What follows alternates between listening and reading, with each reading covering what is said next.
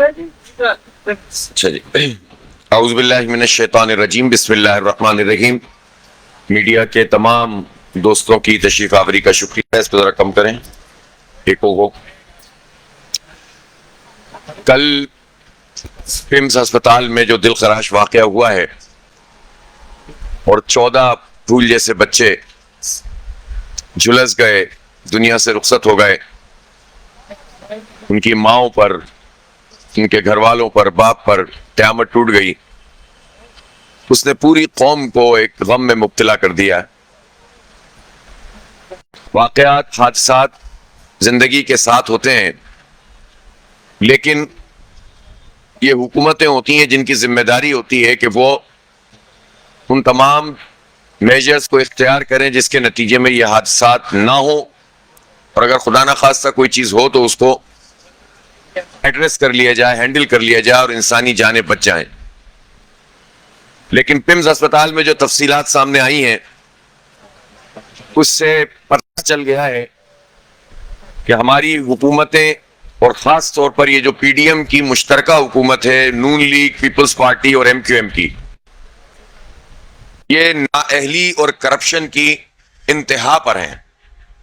Governance نام کی چیز نہیں ہے، اور اس کے جواز میں جتنی باتیں ان کے وزراء کر رہے ہیں اس سے پتہ چلتا ہے کہ کس قدر ظالمانہ طریقے سے اور اس سوچ کے ساتھ یہ چیزوں کو ایڈریس کرتے ہیں۔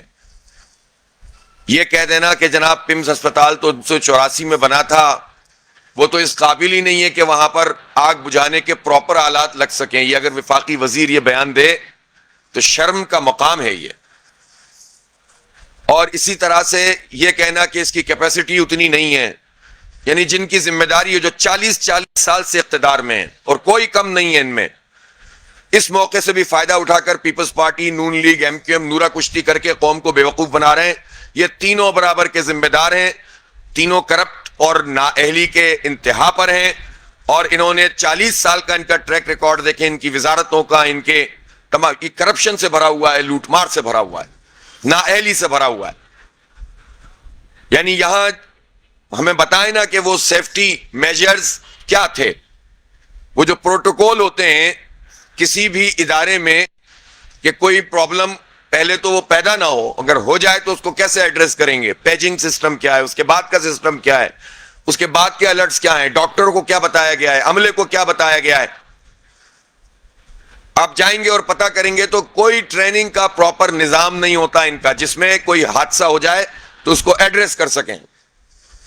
اور جب ایمرجنسی کی صورت میں جو ایگزٹس ہوتے ہیں جب وہی بند ہو جائیں گے یا ان سے نکلنا مشکل ہو جائے گا تو یہ کہہ کر یہ وزراء اور حکومت کیسے جان چھڑا سکتی ہے کہ بچے اغوا ہو جاتے ہیں، وہاں سے کوئی چوری کر کے لے جاتا ہے، شرم سے ڈوب نہیں مرتے یہ وزیر کہ سرکاری اسپتال سے بچہ اگر چوری ہو جاتا ہے تو آپ ایمرجنسی ایگزٹ بند کر دو گے یا وہاں رکاوٹ کھڑی کر دو گے؟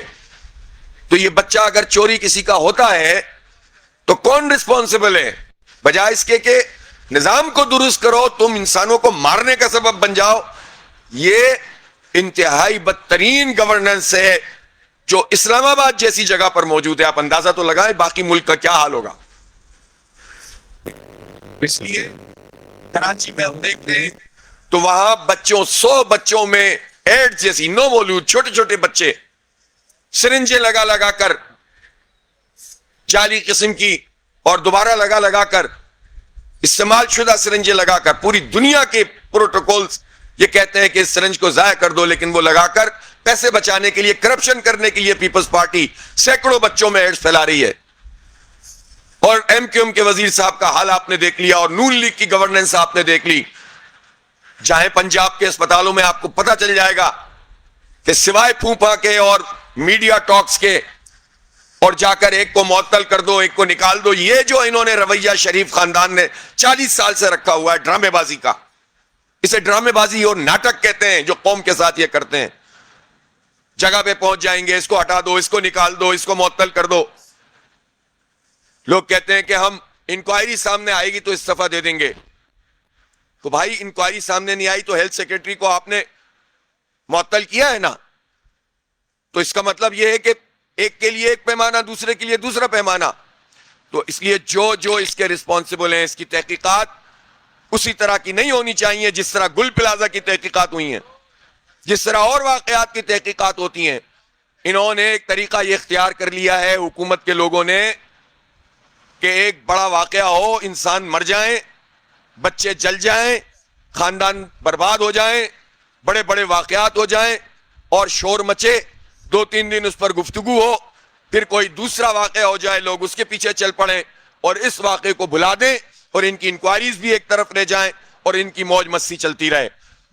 اس لیے ہم یہ سمجھتے ہیں کہ یہ 3 پارٹیاں خاص طور پر اس وقت جو برسر اقتدار ہیں، اور پی ڈی ایم پوری کی پوری جس نے یہ ساری حرکتیں ماضی میں کر کے رجیم چینج کی تھی، وہ رسپانسبل ہے قوم کے ان حالات کی، اور ان کو لانے والے بھی رسپانسبل ہیں جو فارم 47 کی بنیاد پر اس نااہل ٹولے کو جنہوں نے مسلط کیا ہے، جو صرف میڈیا خریدنا جانتا ہے، جو صرف جو ہے وہ دکھاوے کی چیزیں کرنا جانتے ہیں لیکن لوگوں کو ریلیف نہیں دے سکتے۔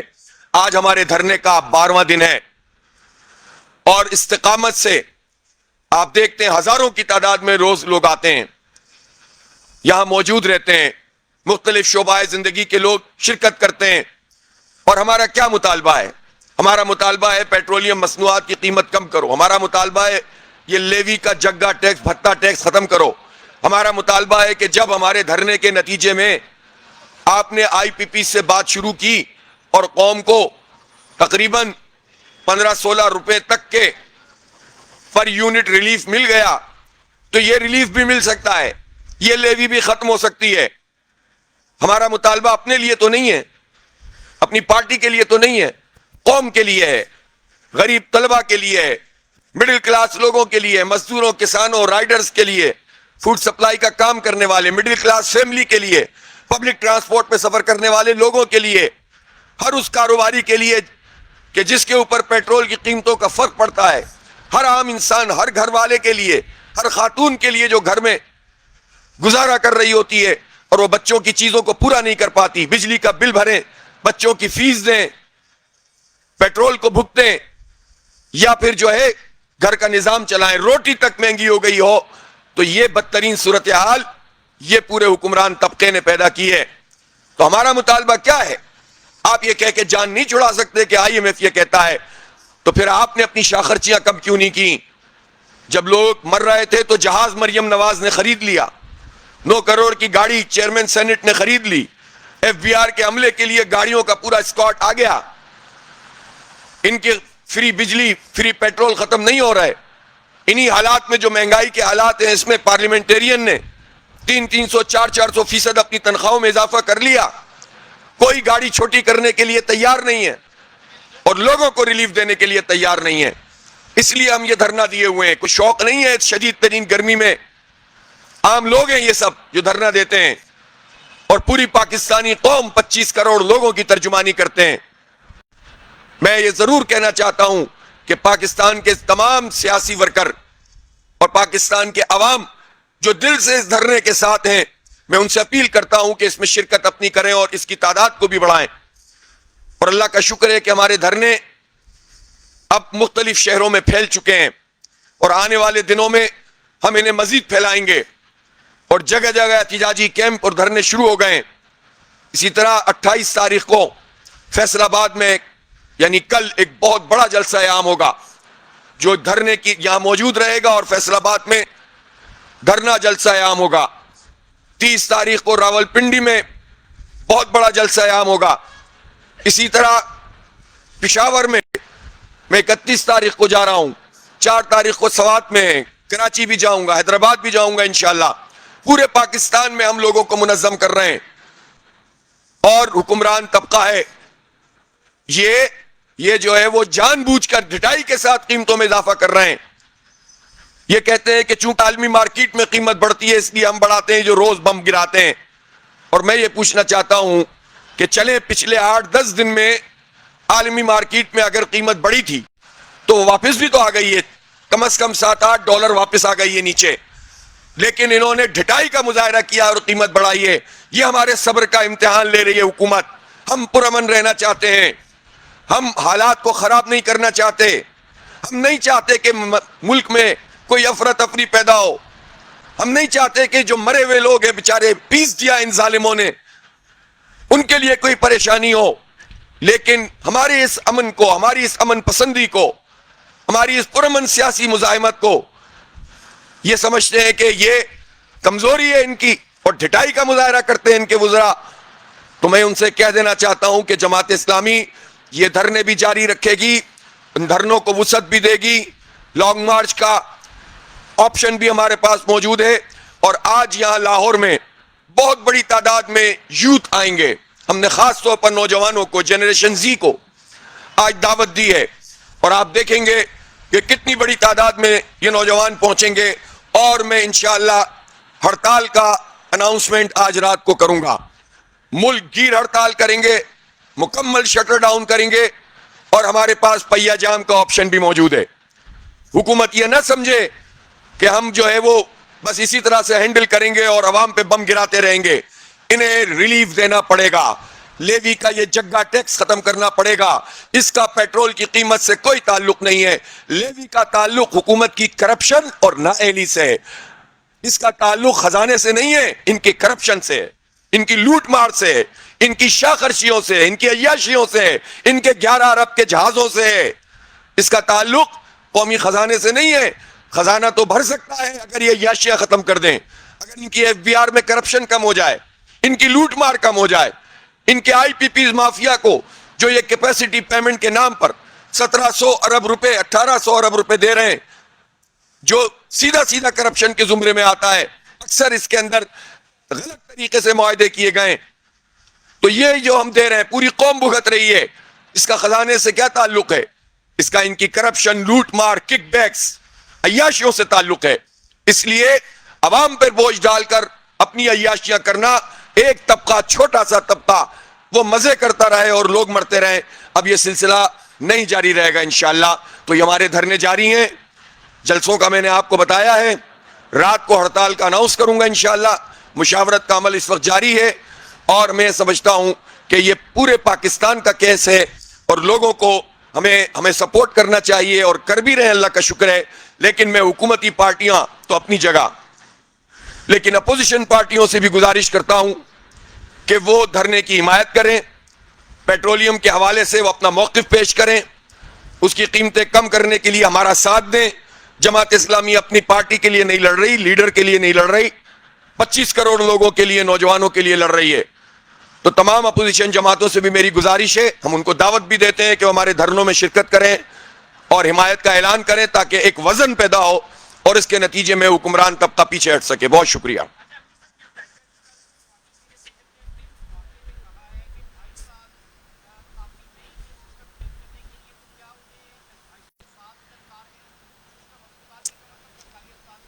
دیکھیں, میں کسی ایک فرد کو نہیں, M Q M, Peoples Party اور نون لیگ نااہلی, بیڈ گورننس, کرپشن کا ایک حسین امتزاج اور پاکستانی قوم کے لیے ایک بدترین بندوبست ہے, اور یہ سب فارم 47 کی پیداوار ہیں. پہلا سوال تو یہ ہے کہ جو وزیر صاحب ہیں یہ تو ایک پولنگ اسٹیشن بھی نہیں جیتے. ایم کیو ایم کا کوئی فرد کراچی کے 5,500 پولنگ اسٹیشن میں سے ایک بھی نہیں جیتا. ان کو ایم این اے بنا دیا گیا, ان کو وزیر بنا دیا گیا, ان کو مسلط کر دیا گیا. نون لیگ پورے ملک سے پتہ نہیں 10 یا 11 سیٹیں بھی پتہ نہیں جیتی ہے کہ نہیں جیتی, یہ حکومت میں آ گئے ہیں. پیپلز پارٹی خود فارم 47 کی پیداوار ہے, یہ ڈرامے بازی چل رہی ہے. او بھائی, صدر زرداری کس کے ووٹ سے صدر ہیں؟ چیئرمین سینٹ کس کے ووٹ سے چیئرمین سینٹ ہے؟ عمران خان کی حکومت پوری پی ڈی ایم نے, جس میں Noon League, M Q M, Peoples Party, J U I اور میرے خیال ہے اچکزئی صاحب بھی تھے نا اس وقت, یہ سب لوگ شامل تھے. چلتی ہوئی حکومت کو گرا دیا. کس کے کہنے پہ گرایا؟ ایسا کیا سیکیورٹی رسک بتایا جا رہا تھا جو اچانک سے تبدیل ہو گیا؟ تو یہ قوم کب تک یہ تماشا دیکھتی رہے گی؟ کب تک یہ سلسلہ چلتا رہے گا؟ اس لیے کسی ایک وزیر کا مسئلہ نہیں ہے, یہ پورا ٹولہ جو ہے وہ اس طرح سے ہم پر مسلط ہو کر لوگوں کو بیوقوف بناتا ہے, اور نورا کشتی ہے یہ. پیپلز پارٹی, ایم کیو ایم اور نون لیگ اگر آپس میں کوئی بات کر رہے ہوتے ہیں تو نورا کشتی کر رہے ہوتے ہیں. یہ تینوں ایک ہے, تینوں رسپانسبل ہیں.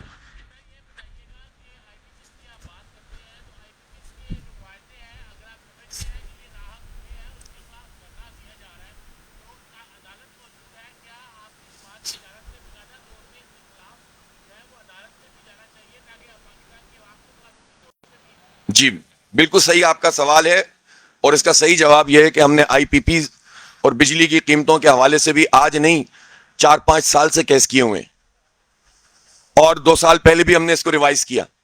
لیوی کے حوالے سے ہم نے آئینی عدالت میں کیس کیا ہوا ہے، 2 مہینے تک تو نمبر ہی نہیں لگا اس کا. آئی پی پی شامل ہے نا بجلی کی قیمتیں، اسی لیے تو ہیں کہ آئی پی پی اور فیول ایڈجسٹمنٹ چارجز اور یہ سارا پورا کمپریہنسو کیس ہے. اور اسی طرح سے جو ہے جو لیوی ہے اس پر بھی ہم نے کیا ہوا ہے، لیکن آج تک اس کی ڈیٹ نہیں لگ سکی ہے، ججز چھٹیوں پہ گئے ہوئے ہیں. جی پاکستان کی سب سے پرانی سیاسی جماعت ہے، اور اگر تھوڑا بہت جمہوری کلچر ہے تو جو وہ جماعت اسلامی ہے، کیونکہ اب تک تجزیہ کیا تو آپ اتنا میسج لوگوں تک نہیں پہنچا پاتے، لوگوں کے دلوں میں ڈر نہیں پاتے، کیا غلط وقت پہ غلط چارج دیتے ہیں، صحیح کریٹیکل فیصلے نہیں کرتے. خامی کا یہ آپ آج کی پریس کانفرنس سے اس پوڈ کاسٹ کا کیا تعلق؟ بات یہ ہے میرے بھائی، ہمارا میسج تو ٹریول کر رہا ہے. آئی پی پیز کو جانتے تھے آپ؟ ہم نے دھرنا دیا، احتجاج کیا، پوری قوم کو پتا چل گیا یہ آئی پی پیز کا چکر اور دھندا کیا ہے. تو یہ کامیابی ہے کہ ناکامی ہے؟ پھر اس کے بعد یہ صرف اتنا نہیں ہوا، پہلی مرتبہ حکومت کو معاہدے میں باندھا، اس کے بعد اس کا فالو اپ کیا، اور آپ اپنا بل آپ اگر اتنے ہی یونٹ جو آپ نے آج سے 2 سال پہلے استعمال کیے تھے جون جولائی اگست، اگر اتنے ہی یونٹ آپ نے اس سال استعمال کیے ہیں تو دھرنے سے پہلے اور دھرنے کے بعد اور معاہدے کے بعد اس کو دیکھیے گا 10 سے 16 روپے پر یونٹ کا آپ کو اور پوری قوم کو فائدہ ہوا ہے. یہ جماعت اسلامی کی وجہ سے ہوا ہے. لیوی کا مطلب کسی کو پتا تھا کیا ہے یہ؟ اور پیٹرولیم کی قیمت کیا ہوتی ہے، ڈیم ڈیوٹی کیا ہوتی ہے، ٹرانسپورٹیشن قیمت میں کتنا لیتے ہیں، اور ریفائنڈ آئل جو ہوتا ہے جو امپورٹڈ ہوتا ہے اور جو لوکل ہوتا ہے اس کی قیمتوں میں کتنا فرق ہے، اور حکومت کتنی ڈنڈی مار رہی ہے. سب تعلیم ہم لوگوں کو دے رہے ہیں، شعور دے رہے ہیں، اور اس کے نتیجے میں ایک قومی مطالبہ بن رہا ہے. جماعت اسلامی قومی نیریٹو عوام کے مسئلوں پر پیدا کر رہی ہے، ورنہ تو کسی کو ان مسائل پر بات کرنے کی کا کوئی ہے ہی نہیں، تعلق ہی نہیں ہے.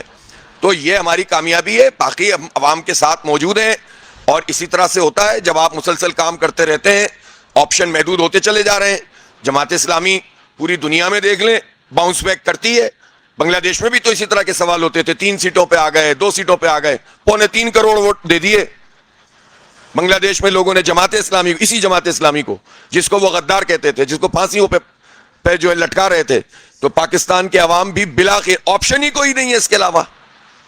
چوائس کیا ہے پاکستان میں جماعت اسلامی کے علاوہ؟ مجھے آپ بتائیں. اگر پاکستان کے حالات کو اور نظام کو درست کرنا ہے، دیانتداری سے کام کرنا ہے، سسٹم کو ڈیولپ کرنا ہے، خدمت کرنی ہے، پراپر ڈیموکریسی لانی ہے، تو آپشن ہی نہیں ہے. تو بلاخر ابھی ہم انتخابی مہم تو نہیں چلا رہے، ابھی تو ہم ایشو کو ایڈریس کر رہے ہیں. اور میرا خیال یہ ہے کہ انشاءاللہ اس میں ہم کامیاب ہوں گے تو خود بخود لوگوں کی رائے بدلنا شروع ہو جائے گی. جی اب دونوں ایک ساتھ بولیں گے تو کیسے ہوگا؟ جی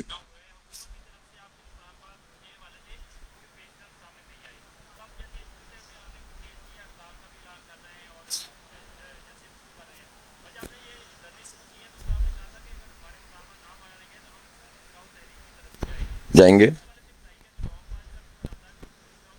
آج تو میں نے آپ کو بتایا نا، ہم نے اپنے جلسوں کا بھی اعلان کر دیا ہے، اور اس کے ساتھ آج رات کو انشاءاللہ ہم ہڑتال کی ڈیٹ بھی دے دیں گے، اور پھر اس کے بعد مزید دھرنے بھی پھیلائیں گے، اور اپنی جو بھی سیکنڈ اور تھرڈ اسٹریٹجی ہے وہ بنائیں گے.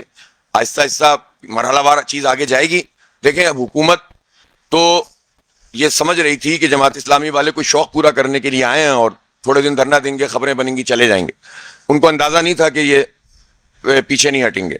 تو آپ کو 2-3 دن پہلے، کل تو ظاہر ربیع الاول اور پھر پمپس کی وجہ سے اس وقت جو صورتحال ہے وہ تو ہے ہی، لیکن آپ نے 2-3 دن پہلے وزراء کے بیانات سننا شروع کر دیے نا، تو جو تکلیف ان وزراء کو جب ہوگی نا، ہونا شروع ہو گئی ہے، تو اس سے اندازہ ہو رہا ہے کہ دھرنا کامیاب ہو رہا ہے. دھرنے کی کامیابی وزراء کی تکلیف، اسے کہتے ہیں ڈائریکٹلی پروپورشن. ڈائریکٹ پروپورشن ہے یہ، ایک ہوتا ہے انورس پروپورشن. جی جی